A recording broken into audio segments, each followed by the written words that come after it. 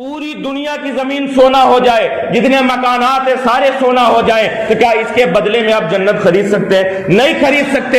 تو مسلمانوں، تمہاری جان کی اور تمہارے مال کی ایمان کے آگے کوئی حیثیت نہیں ہے، کیونکہ ایمان ہی ایک ایسی چیز ہے، کتنے ہی آپ مال خرچ کر دو، دولت کے انبار لگا دو، لیکن جنت نہیں خرید سکتے۔ لیکن ایمان مسلمانوں ایک ایسی دولت ہے جس کے صدقے میں تم جنت بھی خرید سکتے ہو۔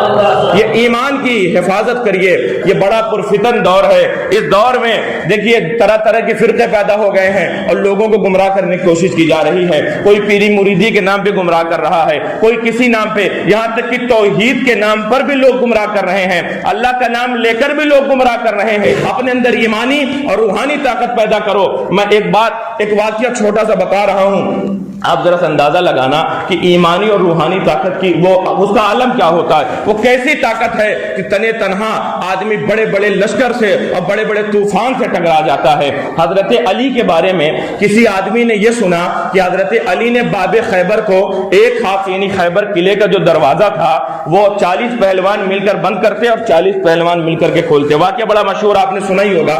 تو اس نے یہ سنا کسی نے اس کو بتایا کہ حضرت علی نے وہ خیبر کے قلعے کا جو دروازہ تھا اسے ایک ہاتھ سے اکھاڑ لیا، جسے 40 پہلوان مل کر بند کرتے تھے اور 40 پہلوان مل کر کھولتے تھے۔ ایک آدمی کے بس کی بات نہیں تھی کہ اس کو جو اپنی جگہ سے ہلا سکے، 40 مل کر بند کرتے اور 40 پہلوان مل کر کے کھولتے۔ اس کو حضرت علی نے ایک ہاتھ سے اکھاڑ لیا تھا، اور اکھاڑا ہی نہیں بلکہ اپنی ڈھال بنا لیا۔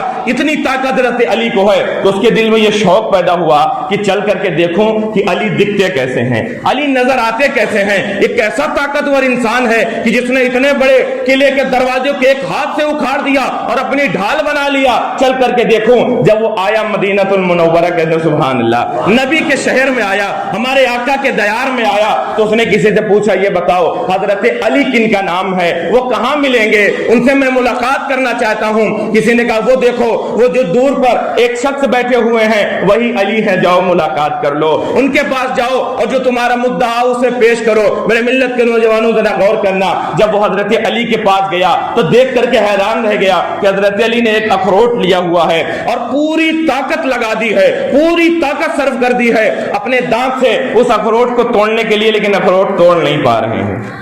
آپ غور کریں، اس نے کہا کہ میں نے تو سنا تھا کہ انہوں نے خیبر کا قلعہ اکھاڑ دیا تھا، ان سے تو ایک اخروٹ نہیں پھوٹ پا رہا ہے، ایک اخروٹ یہ نہیں توڑ پا رہے ہیں، یہ کیسے خیبر کا قلعہ اکھاڑ دیے ہوں گے؟ یہ بات تو سمجھ میں نہیں آتی۔ اور یہ بھی نہیں کہ ہاتھ سے دانت میں دبا کر پوری طاقت لگا دے رہے ہیں لیکن اخروٹ کو توڑ نہیں پا رہے ہیں، یہ خیبر کا قلعہ کیسے اکھاڑ دیے ہوں گے؟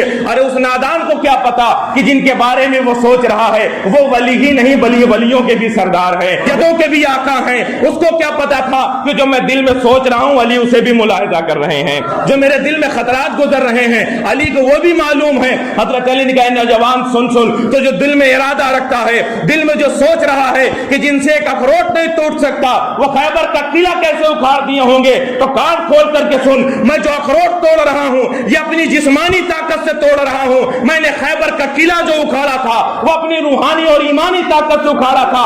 اخروٹ توڑنے پر مت جا، اگر آج بھی اسلام کی حفاظت کے لیے، مسلمانوں کی حفاظت کے لیے کوئی خیبر کا قلعہ ہو تو بتا میں آج بھی خیبر کا قلعہ اکھاڑنے کے لیے تیار ہوں۔ یہ ایمانی طاقت ہے مسلمانوں، یہ روحانی طاقت ہے، لیکن ہمیں اسلام